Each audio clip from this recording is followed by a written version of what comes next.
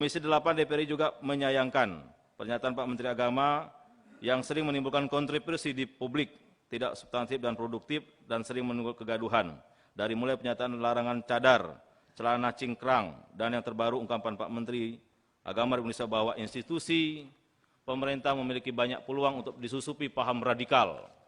Diawali dengan mengirimkan anak good looking untuk mendapatkan simpati, seperti seorang anak yang menguasai bahasa Arab dan hafal Al-Quran atau hafiz. Sungguh hal ini merupakan penyataan sikap yang tidak arif.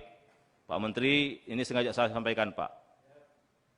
Banyak sekali ulama-ulama yang menghubungi kami, pondok-pondok pesantren, yang memang mencetak hafal Al-Quran, Pak, termasuk pondok pesantren kami. Dan termasuk keluarga saya banyak juga yang hafal Al-Quran, Pak. Rasanya tersinggung sekali, Pak. Dengan pernyataan Bapak, seolah-olah menarasikan orang yang hafal Al-Quran itu radikal. Orang yang pandai berbahasa Arab itu radikal, Pak. Jadi saya kira ini penting, Pak, disampaikan di tempat mana yang radikal itu, Pak. Kemudian siapa, yang datanya bagaimana. Saya kira ini kegelisahan sekali bagi umat Islam, menarasikan orang yang hafal Al-Quran, good looking, kemudian pandai bahasa Arab itu adalah sumber utama radikalisme. Juga seperti ada juga para narasi radikalisme. Kita sepakat, Pak Menteri, radikal itu yang negatif memang harus kita basmi, Pak. Tapi menarasikan bahwa Islam itu radikal, menarasikan bahwa orang yang pandai bahasa Arab itu radikal, yang hafal Al-Quran itu radikal, itu menurut saya sungguh itu membuat saya tersinggung, Pak, secara pribadi maupun sebagai Ketua Komisi 8, Pak. Ini mohon diklarifikasi secara sungguh-sungguh, Pak, dan kami minta hal-hal yang seperti ini tidak perlu diulangi kembali, Pak. Bagaimana mungkin orang yang bahasa Arab, Bapak katakan, atau yang hafal Al-Quran itu menjadi sumber utama radikal? Saya kira tidak elok untuk kita kembangkan gitu loh.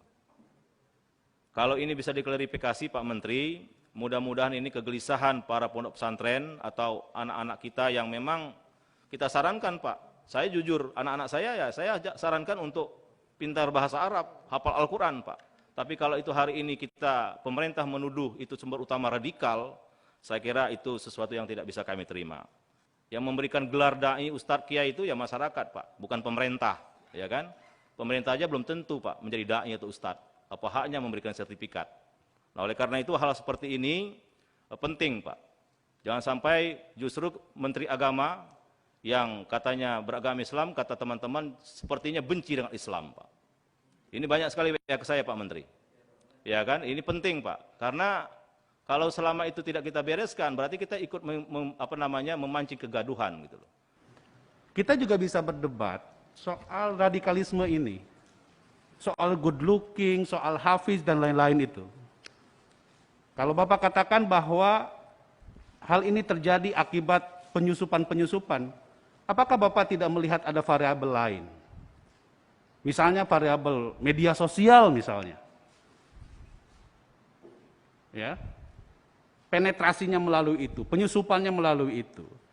Jadi maksud saya begini, kalau menyangkut hal-hal yang sensitif terhadap kepentingan umat, kita harus clearkan. Misalnya Bapak menyebutkan, ada orang yang memiliki pemahaman agama, bahkan dia hafidz misalnya, tapi itu bukan berarti bahwa ajaran Islamnya